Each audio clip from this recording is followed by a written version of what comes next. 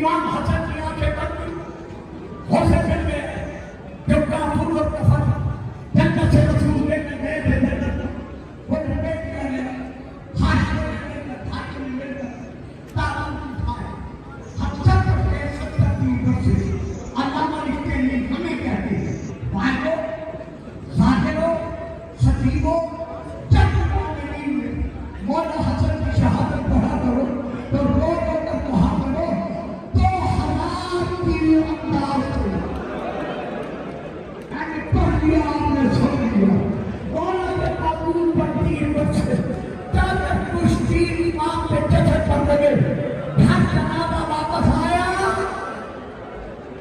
बेटियों ने बहनों ने ताबूत निकाले, कफन पे कफन डाला। इमाम की 7 बेटियां थी, बाबा के कसम से निपट कर रोई।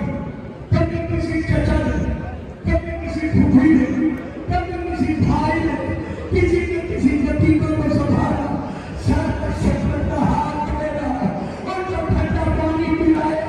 मैं कहता हूँ हसन की यतीम बेटियों, तुम्हारी बड़ी अच्छी किस्मत थी। जब तक बाबा के नाज़ से निकट कर गई तो मैं तुम्हें याद किया गया, लेकिन